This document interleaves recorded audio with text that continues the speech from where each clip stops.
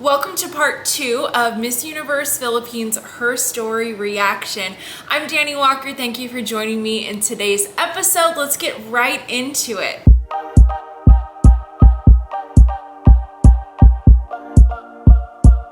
These contestants have some incredible stories, but I've narrowed down some of my favorites from the second half of Contestants. Please don't forget that if you enjoy content like this, to subscribe to the channel. It really helps, as well as share this episode with a friend, hit that notifications button, and if you want to support it in other ways, you can click the super thanks button or join memberships and get access to exclusive episodes. Bulacan, she is somebody who is really standing out to me because she is just so different and she's fresh, she's new. This is her first pageant and I'm absolutely blown away. I don't know who is on her team, who she's working with, but either she is a natural talent or she has a fantastic team behind her. Could be a combination. She shared a lot in her HERstory video. One of the notable things is that she had scoliosis and she had surgery to correct this, but it still makes it difficult for her to walk. Things like this, ladies, are very important to disclose to judges so that they can fairly assess and judge you, because a contestant who has scoliosis and who had surgery for this, who maybe is having difficulty walking in her heels, should be judged differently than a contestant that hasn't experienced that at all, because she's not experiencing the same barriers as a contestant who has had a surgery. But if judges know things like this, then they're going to be able to judge you more fairly, so that they're not going to be comparing you to a contestant that has had no back issues and has had no surgeries before. You can't really compare the two, especially when it comes to walking. The other thing that she talked about in this video is that she's very passionate about agriculture. She started learning about this as an adult. So she has started some programs in the work within her community to help other young millennial women like her understand and learn more about agriculture from a beginner's point of view. She also shared that one of her dreams is to open an agro-tourism center for kids to also grow this passion within them from a young age. I love that she shared that goal. In addition to all of that, she also started an educational scholarship for children in her community. And not only did she share about that, but she also included little things that really demonstrated her personality with how she was sharing about this. So she said, "I may not have a love life, but I have lots of love letters." And she was talking about the letters that children write to her to thank her. And I was like, that was so cute and that was so sweet, and I love that. And then she also made mention that the reason that the kids are in her video is because they're with her all the time. She also had this clip of somebody else in her community, and he talked about the importance of having love shown in their community, but also in the whole universe. And it made me giggle. I was like, who coached him? Who told him to say that? That man deserves a raise. Like, that was so well inserted into this video. I was just like, who did that? Brilliant. Then the way that she wrapped all of this video up was almost like a campaign, but I was very impressed with what she said. She said, "Let's bring our farmers and community to the forefront. I agree with that," as in agriculture. Okay, you get it. Who came up with that? Who came up with that? Is a brilliant slogan, and there were subtitles in this video. She was thinking of everybody, okay? And this is what I mean. Like, this video was so well done. It demonstrated personality. This video just has everything in it for me. Just everything it needs, she had it. Marinduque shared with us that she is an entrepreneur, so she always has a special place in my heart because of that. I really have to commend her on all of these shots that she took of her province and the island. She talked about 3 specific islands, and she sold me. Honestly, when I go to the Philippines one day, it's going to happen. I am going to visit these places in these videos, and I cannot wait for it. But she was also really, really cute. She had personality here. And then she said something so sweet that I hadn't heard anybody say this year, but she said that she's dedicating this journey to her parents, who gave so much to her. I love that. And then she shared that she advocates for childhood education. So I was like, this was a good one. Ladies, if you're competing for a pageant, then check out the free pageant prep course that is linked in the description below. It's just for you. Bacolod. So she had an opening dance number that was very reminiscent of the festivals that they have in her province. And I thought that that was so cool that she was actually participating in it. And that's the thing, ladies, if you're creating videos like this, you might not always have that organic footage from these festivals that is gonna look great to submit for your videos, so you gotta recreate it, and that's exactly what she did here, and I love that. She also talked a lot about the contrast of the provinces and the sad history. So we had some highs and lows in this video that I really liked. Like we started high energy, really fun, great for tourism, and then she talked about the past history and kind of what they've overcome.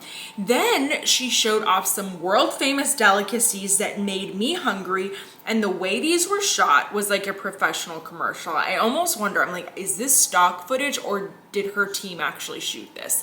Because it was, I mean, it was professional quality here, okay? She also shared with us that she's a singer. We have quite a few singers and musicians this year. Very nice. And she said at the end that she's representing the city of smiles. So she ended on a really high note, and I feel like it really just encapsulated the entire video and the main meaning and positive message. So it was great, and it was very, very well produced. Eastern Samar was just stunning here in this video, okay? Also, very, very cute concept where she literally told the story. She's over there and she's like talking about a girl as if it's not her, but she's actually talking about herself. And I just really, really liked it. Then she shared that she also started an egg farm for the community. So she's helping in that way. And she's volunteered a lot, as well as led personality development classes for young women. That's also important because look, pageantry is not accessible to all young women yet, okay? It's not easy to just participate in these things. You often need a lot of support, but there's a lot of benefits from pageantry that we learn that other young women could really take away from to find success in their life. And so I love that she was sharing that. And then I kind of want to know, is she an actress? Okay, is she an actress? Because these clips kind of remind me of just like clips from an acting reel or something, or from like a novella or something like that. I don't know, but she was really doing a good job expressing those emotions in her footage. Paranaque. First of all, girl, that phone alarm going off in the video, I was like, am I missing an appointment right now? When I heard it go off, I was like a little worried. And then we got to see that she's a mom too. So we have 3 moms here in the competition. Very, very cool. Also, she does not look like a mom. Whoa, she looks so young. Wow, what a blessing. What great skin she has. Now, what's interesting about her though is she doesn't have like a rags to riches story really, or this like big overcoming story personally. And it's more of a story of what her parents did and how they sacrificed for her, and it seems like they created a really nice life for her and her siblings. Now, I'm not saying that everybody needs that rags to riches story, okay?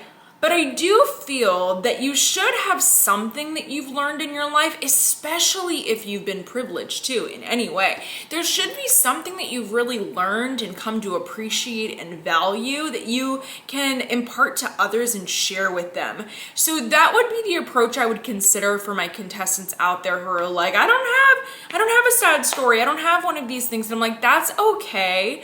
But really, really think about where was a big area of growth in your life and how can you share about that? Baguio, all right, very, very impressed. She's just up there for me. She's just in my top 5, okay? She's there. First of all, she started this video and there are clips and she opened it up talking about the history of her ancestors, how they're fighters and how they're warriors. She started with talking about this history and then she was wearing pieces that look like indigenous pieces and really just starting off the video with the storytelling of her province. And it was very, very smart. And she related this to having the spirit of a fighter, but wait, there's more and it gets better. So I loved that. And then we also got to see beautiful clips of her around the city. Of course, we had that kind of like that tourism promotion. We got to see her on a float dressed up as the queen. Loved that. That was just a beautiful clip. I also love how she incorporated the night market in this. Now, this isn't new. That we've seen and we've heard about these night markets in the Philippines, but she talked about how this was such a great place for her when she was in college because the food was very affordable for a student. And she also talked about how she learned a lot of entrepreneurial skills and she started selling in this night market.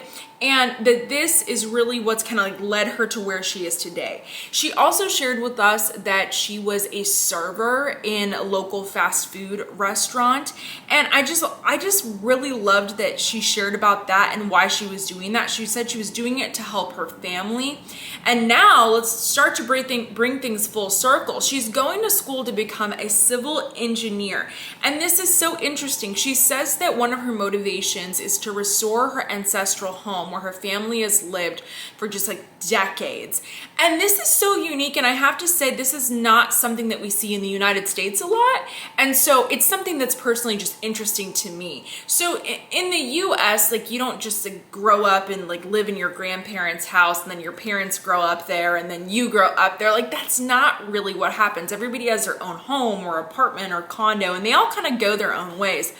So it was a really interesting thing to see that part of her motivation for civil engineering was going back and restoring that part of her family. And I loved that. Then she tells us that she created something called Color the World with Kindness, where she works with youth. She also talks about her work with dogs, which, oh my gosh, I'm a fan. I love dogs too. If you bring that in, I'm gonna be like, oh gosh, I love dogs. Here's the part that's blowing my mind. She tells us about the Irisan Eco Park that was once a dump site, but now it is a well-manicured garden for tourists. And she says that this industrial park is transformational. So we have that wink wink to the whole transformational leadership thing, right? Then she talks about how she relates to this industrial park, that because at one time she also felt insignificant, but now there were people who recognized her and saw her potential and helped her to bloom. Now, the other important thing to note here is that we're talking about the industrial park that was revamped, recreated, and turned into this well-manicured garden, okay? Now, this obviously is relating to architecture, landscaping, and essentially like civil engineering. So this is kind of her connection to that, and it's brilliant. I don't think it's too pushy. I think it's really, really smart. And here's what I've been wondering. So Arbany demonstrated transformational leadership by being kind of at the forefront of sustainable fashion, really pushing that, and then using her fashion skills to be that force for good by teaching those skills to women who have experienced domestic violence. And my question to contestants now is, how are you going to relate whatever it is that's special about you to being a transformational leader? And the way that she did this was brilliant. She also got me crying, okay? Just hearing her story and the things that she's gone through. And we're talking about building buildings, but also building herself up and then building up other young women through those stories. That's how she's a transformational leader. She did it. She really did it here. And then she wrapped it all up with an ending, so she's back, right? Like she's back in this indigenous outfit at the very end, and she relates her Miss Universe journey to representing her province's history of warriors, and essentially that she is going to be fighting for that Miss Universe crown. That gets me so excited. She gets it. She gets it. Buyout, she is very interesting because there was another contestant who was not able to compete, who dropped out, so this is who replaced her. And she really showed why this was meant for her. And ladies, this is why you always got to be ready, because stuff like this happens. Sometimes you got to come in, you got to fill in that spot, and now guess what? It is your moment, and you were supposed to be there. Now, she also shared with us that her dad was a construction worker and a farmer, and he was the sole provider for their family because her mom had medical issues. Then she told us though that, you know, because of that, dad's got a lot on his plate, that when she was young, she realized I need to self-sustain. I need to start making my own money and working. And so throughout the course of her life and when she was in college, she had 7 jobs simultaneously. And I'm just like, wow, okay, just blown away. And she is going to school and she got her psychology degree. She says that she works hard because of her parents and her community, and she really hopes that her story is going to inspire others who come from similar circumstances and let them know that if they want to achieve their dreams that she can, and she has demonstrated how to do that. And she's also showing us why she deserves to be in this top 40. And also she showed this underground river that I'm just like, yes, I need to go to, and I needed to take a little visit. It looked beautiful. She showed this really, really beautiful white gown throughout her video. I thought that she looked lovely, and honestly she was just herself. And she said Apayao is always considered to be very simple, and that really relates to her, and I just love that she's embracing that. I love that authenticity. Guimaras. She is the example of why these videos are so important and how powerful they can be, because this is the first time that I actually really took notice of her in the competition. So she shared with us in this video that the main export of her province is sweet mangoes. That's what they're known for, and I love a good mango, so gosh, I would really indulge if I was there. Now, she also talked about how she watched elders in her community work really, really hard and sacrifice, and that when she was younger, she said that she's going to return and she's going to essentially return that favor. And I was like, wow, that's amazing. So the work that she's doing now is to enable farmers to make non-GMO foods. She also talked about how now as she's gotten older that she really appreciates the living that these farmers have fought for years. And I totally agree with that. It's like you get to a point in your adult life where you're like, wow, now I can truly appreciate and understand the sacrifices of those that came before me. And I love that she demonstrated that gratitude. Bacoor City. Very, very cute video here. I love how creative it was. It opened up with a call from her mom, and I love how her mom was just talking to her and saying, oh, you have to stop by the seafood market, pick up things before you go see your Lola. And it was just so cute. Caught my attention. We want something different and creative, okay? Also, she's just really beautiful throughout this video. She shared this story of her grandparents and how they started this fruit farm, but that her grandfather needed to make more income, so he became a fisherman out of Alaska. And gosh, have you ever seen The Biggest Catch? It's a lot of work. It's a lot of hard work. And now she talked about how she is a pro volleyball player, but she was born abroad and that she's come back to the Philippines as her Lola's wish, and I love that. And also just like competing for the pageant, so special. She also talked about how she really wants to highlight the work of Filipinos that move overseas for their families. And I was like, yes, because there are so many people, not only in the Philippines, that are moving to other countries to create this better life for their families. And it's just such a huge sacrifice. It's not an easy choice to make, to be away from your family, to be able to care for them in that way. It's really hard. It's a lot of sacrifice on both ends. So I was just like, wow, that's beautiful that she was highlighting that story. Sorsogon. Here's another creative take on this video. I love that she started this video with clips from her initial application. So she's kind of using that as the starting point for this particular story. And she mentioned that this is only one of the dreams that she's pursuing. And I love that. Ladies, don't let pageants be the only thing you got going. Do something else. My goodness. Now, she lived a life that she said did not come short of struggles, and I feel like a lot of people can really relate to that. And she said, though, that this humbled life has really molded her. And then she showed us the stage of the first pageant that she competed at, a Miss Valentine's pageant, okay?